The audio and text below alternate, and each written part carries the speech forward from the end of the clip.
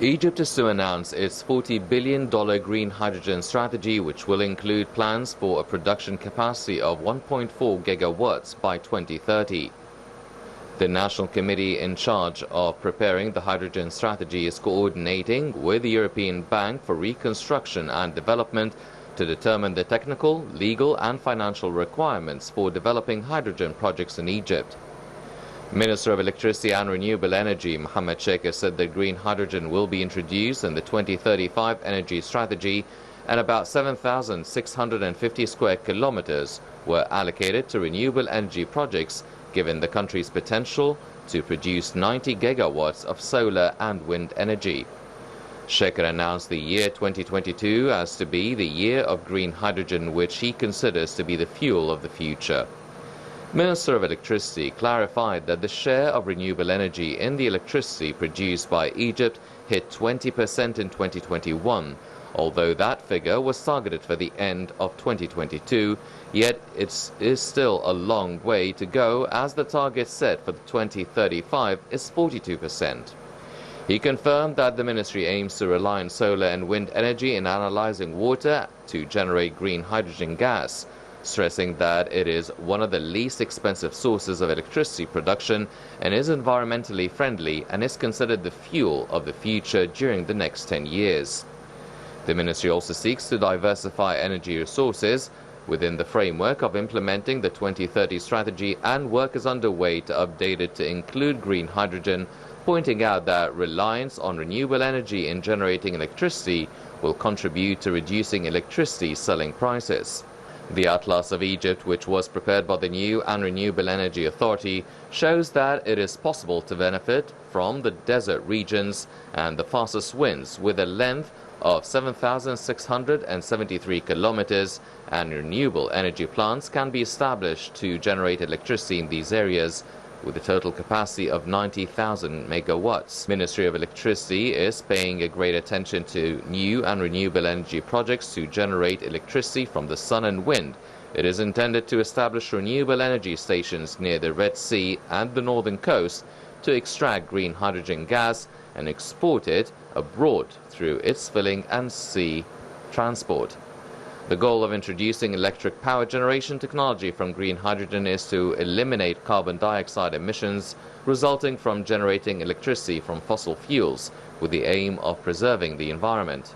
Certainly, the expansion of green hydrogen investments is in line with the United Nations Sustainable Development Goals, as well as the African Union 2063 agenda for accelerating modern, efficient, reliable and cost-effective renewable energy across the continent.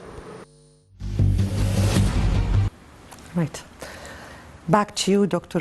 Hafez, and we were speaking about Egypt's strategy. But before I go to Egypt strategy, or that would be announced, or Egypt energy strategy, let me take here how Egypt has been warning for sometimes about the repercussions of the climate change and how the whole world should be united in facing such a challenge. It started when the agreement of climate change was signed in Earth Summit in Rio de Janeiro, July of 1992.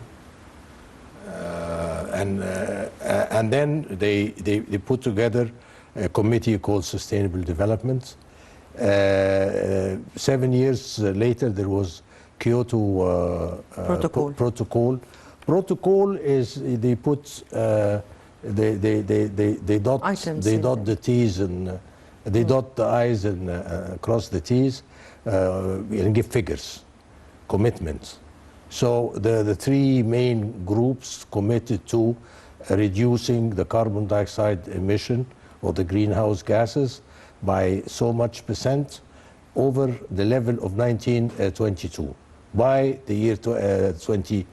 So they put, of course, only the United States, Europe, and Japan.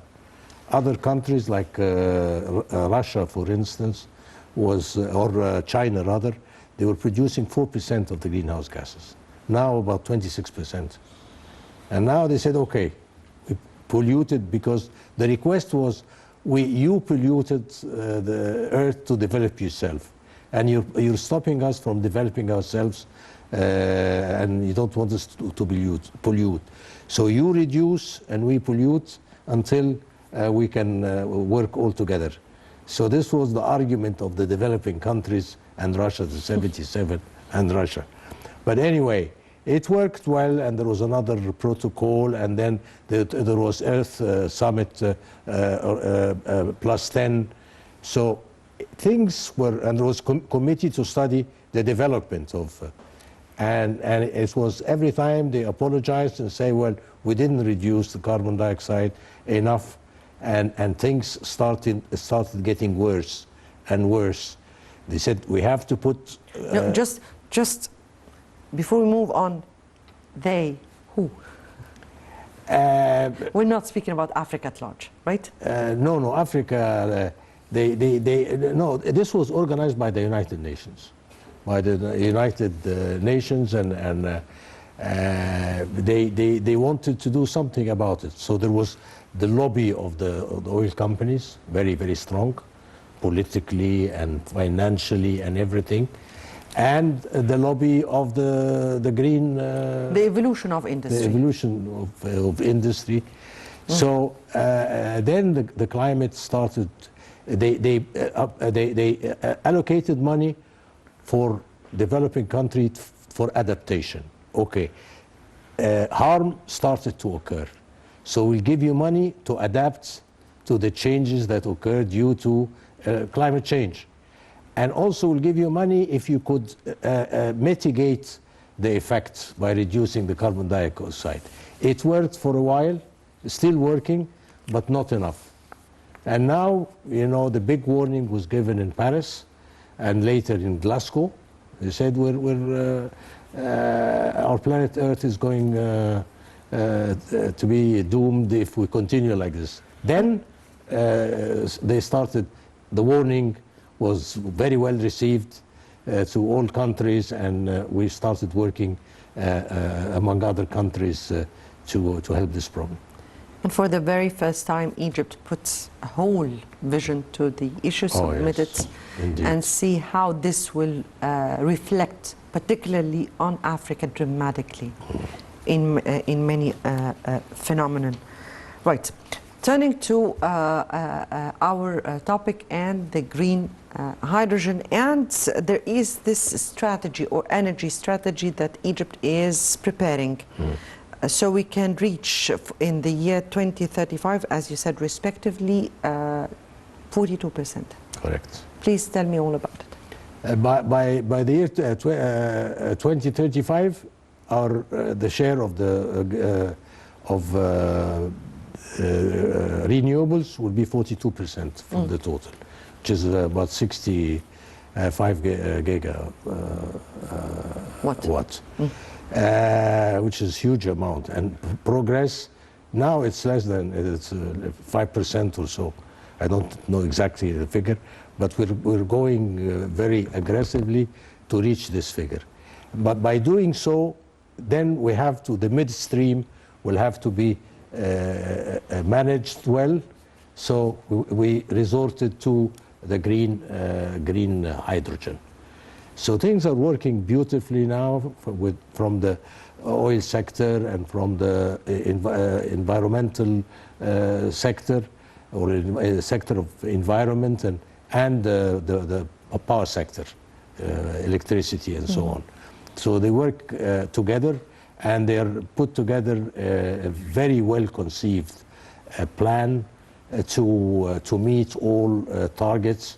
And what gave it more impetus lately, of course, is COP27, that we committed to have it. So we have to present something rather than work to ask for money like most developing countries do. They said, well, we don't have enough money, finance this. We came with a very well conceived plan, and also this will give a good support to the African countries and Egypt, of course. Here, Egypt, particularly the leadership, is encouraging, boosting efforts in order to encourage the private sector and the foreign investors to come produce in Egypt, particularly the Suez Canal Economic Zone, in this very particular field, the clean energy production. How do you view how the country is giving or encouraging such investments, and what kind of facilities is the country giving to such to investors in this field, and also what do we need from our international partners? Well, of course, the technology transfer is very important because it is developing every day. You know, like they say, when you move hydrogen in pipelines, the pipelines the steel gets brittle, and it will be vulnerable to being cracked. So because of the nature of the hydrogen, it's not like natural gas. So they're developing this. The storage still, when you compress it, you freeze it, or rather, when you freeze it, you need to go to very, very low temperature, and then the size will be small, but the weight will be high. So the size and weight is a problem in storing. So there are certain, and the idea of developing green hydrogen in Egypt, in the Suez Canal area, well, it has to be close to, like Ain Sokhna, it has to be close to water. Yeah, we're speaking about East Port Said, Ismailia, Qantara, Ain Sokhna, it's all because the Suez Canal. Water. So they produce it, and it's a free zone. So this will encourage companies to come and use the technology, transfer the technology, and produce green as a carrier to the energy that the hub is meant to export and to distribute. So this is a very important step, conducive to reaching the target of making maximum use out of the renewable energy that is planned to be to become 42% in 2035. Yes. So it's a system that will make things possible to reach the figures planned. So how is Egypt encouraging investors in order to come and invest in such an industry? Because this would be an industry, of course. Well, I think it's after discovering Dhuhr, Egypt became very, very attractive. But for fossil fuel, then okay, if you want to look for fossil fuel, what can you offer for green hydrogen? And oil companies are all developing the green hydrogen as well, because it will be in the future they're energy companies. So they started with the Eni, that with the first meeting with the president, they offered that the green, they will help in green, and then other companies follow suit, follow the steps. So the energy companies are attracted in Egypt here for fossil fuel, but this is not what we want. We want the green. So they started investing in the green hydrogen as well. Finally, because our time is running out, how do you view the future of green energy in Egypt, and what are our aspirations in this upcoming stage from the whole world?